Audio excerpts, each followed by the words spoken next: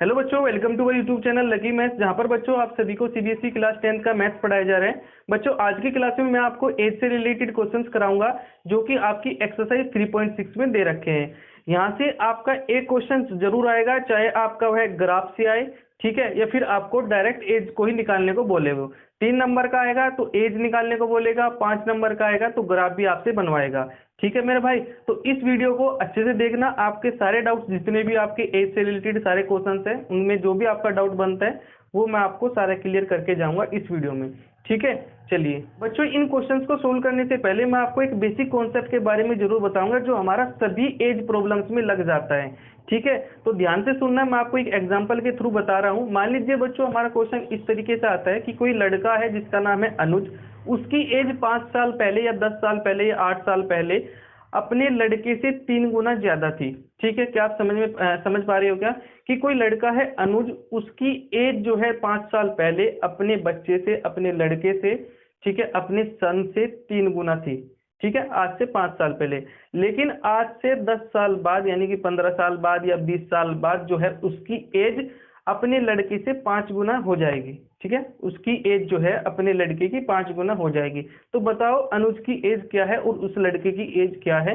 कहने का मतलब ये है, आपको 10 साल पहले का डाटा देगा, 5 साल पहले का डाटा देगा, 10 साल बाद, 15 साल बाद, 5 साल बाद, 2 साल बाद का डाटा देगा।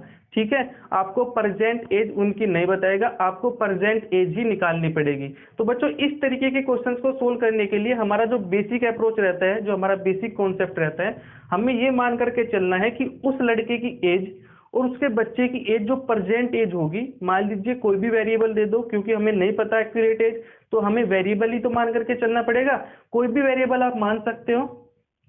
मान लीजिए अनुज की एज x है, प्रेजेंट एज यानी कि जो अब उसकी एज हो रही होगी वो मानो कि x है, और जो उसके बच्चे की एज है वो मान लीजिए y है। यदि मैं आपको आपकी एज के अकॉर्डिंग समझाऊं, मान लीजिए यदि आपकी एज 20 साल है, आप 20 साल के हो, तो आज से 10 साल पहले क्या करोगे, 20 - 10 करोगे ना मेरे भाई, कितना आएगा, यानी कि आज से 10 साल पहले आप 10 साल के होंगे। हमने डायरेक्ट जो है क्या किया, सब्ट्रैक्शन किया, और तो नहीं किया, और तो कुछ नहीं किया ना। इसी तरीके से जो हमारी प्रेजेंट एज थी अनुज की x, 10 साल पहले क्या होगी, x-10, क्या होगी मेरे भाई, x-10।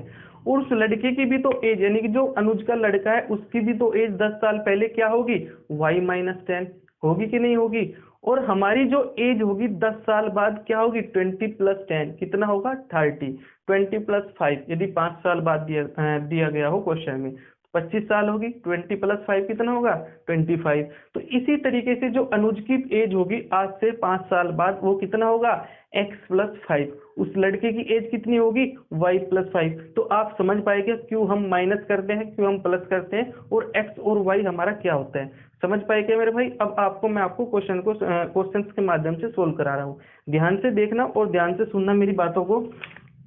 इसमें जो पहला क्वेश्चन है वो आपका बहुत ही बढ़िया क्वेश्चन है, एनसीईआरटी का क्वेश्चन है। 5 क्वेश्चंस मैं आपको सोल्व कराऊंगा, सारे एनसीईआरटी क्वेश्चन है और सीबीएसई ने पूछे हैं अपने बोर्ड एग्जाम में।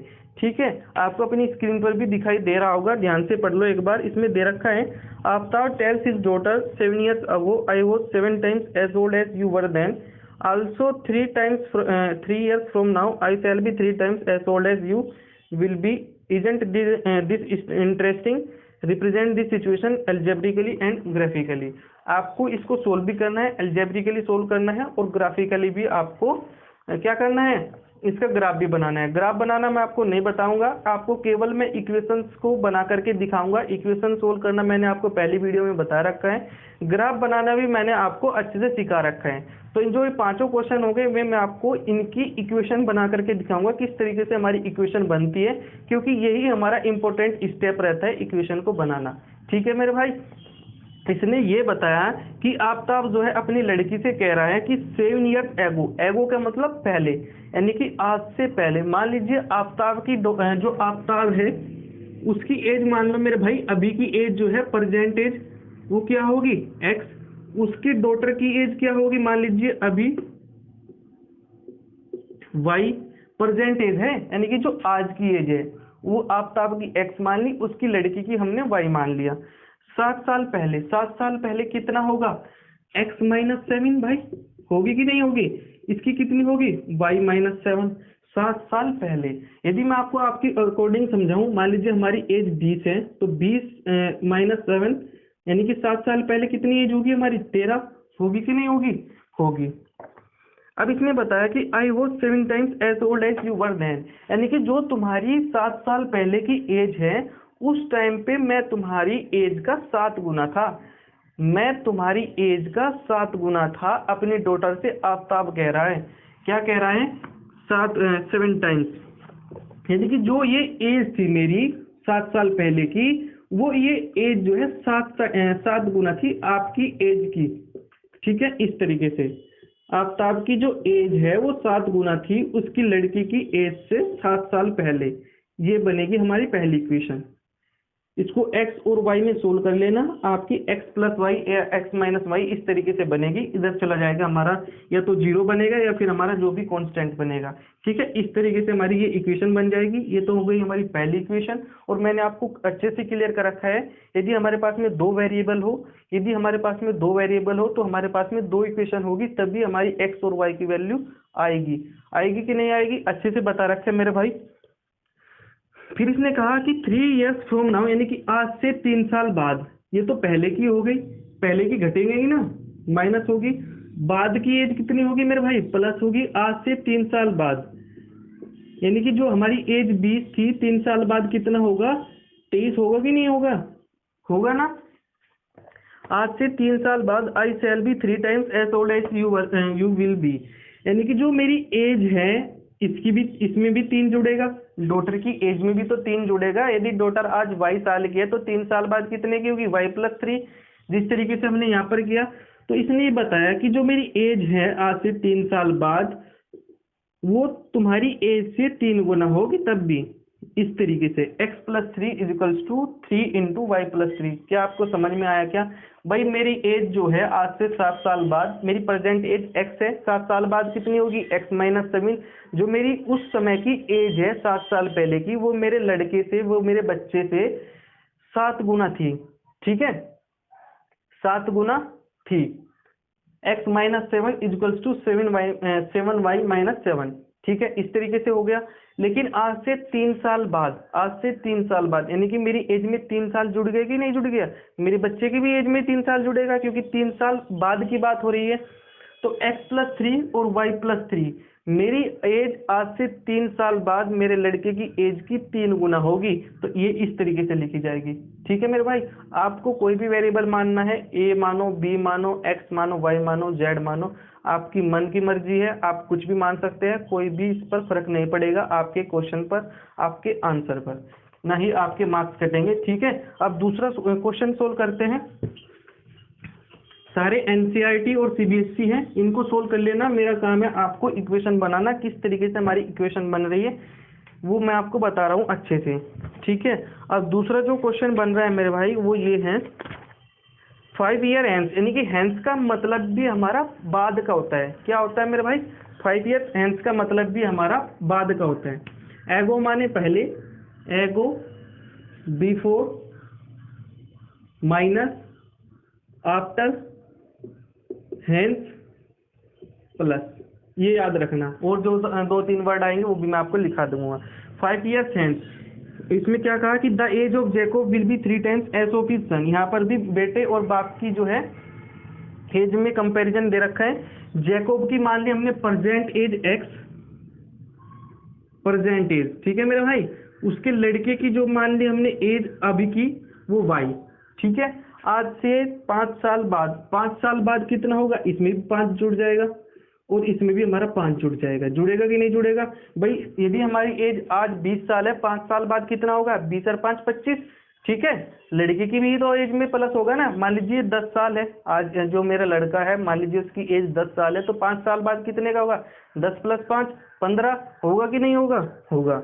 The age of Jacob will be 3 times age of his son, यानी कि आज से 5 साल बाद जो है जैकोब की जो एज है, यानी कि उसके पिताजी की जो एज है वो 3 गुना होगी उसके लड़के की एज से। क्या आप समझ पा रहे हो क्या?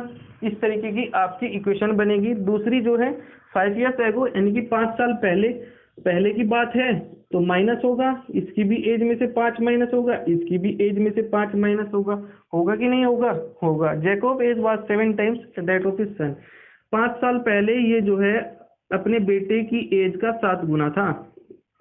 इस तरीके से ये हमारी इक्वेशन बन जाएगी। ठीक है, अब तीसरा हमारा बनता है क्वेश्चन। सारे एनसीईआरटी आपके, सारे आपके पेपर में पूछे गए हैं। कोई एक बार आया है, कोई 2 बार आया है। 5 years ago Noori was thrice as old as Sonu. यहाँ पर 2 लड़के, 2 बताया, एक हमारा मैस्कुलिन है, एक हमारा फेमिनिन है। नूरी तो हमारी लेडीज, ठीक है, लड़के का भी नाम हो सकता है, लेकिन हमारा लड़का लड़की से कोई मतलब नहीं है। मान लीजिए नूरी की एज जो है वो एक्स है, प्रेजेंट एज, ठीक है, और जो सोनू है उसकी जो प्रेजेंट एज है मान लीजिए वाई है मेरे भाई। आज से 5 साल पहले, 5 साल पहले हमारा घट जाएगा, x माइनस 5 होगी, y माइनस 5 होगी। ये गलती मत करना कि उनकी 5 साल पहले की ही एज आप x मान लो। ठीक है, उनके 5 साल पहले की ही एज आप x मानोगे तो आपका क्वेश्चन डिफिकल्ट बन जाएगा। हालांकि सोल्व तो उससे भी हो जाएगा, क्योंकि 5 साल बाद जो प्रेजेंट एज है वो क्या होगी?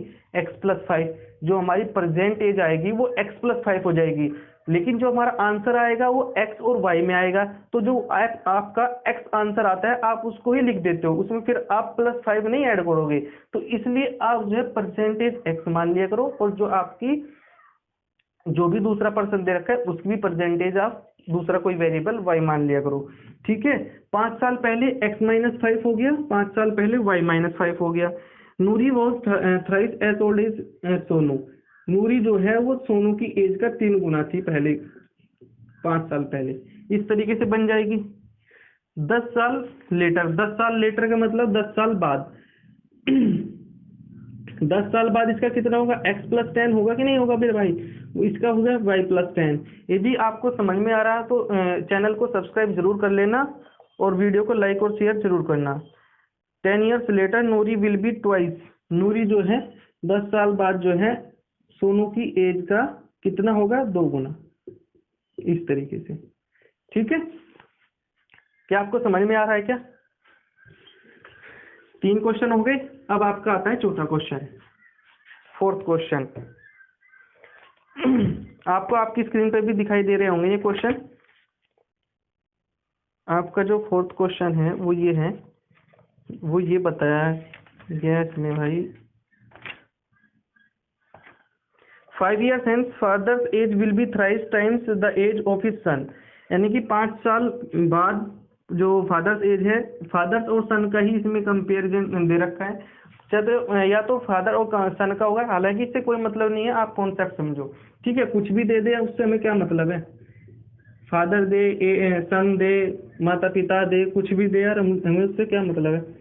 ठीक है, जो फादर की एज है मान लीजिए वो x है, जो उसके सन की एज है मान लीजिए y है। 5 साल बाद की बात कर रहा है तो इसमें 5 साल जुड़ जाएगा, इसमें 5 साल जुड़ जाएगा। जुड़ेगा कि नहीं जुड़ेगा? जुड़ेगा।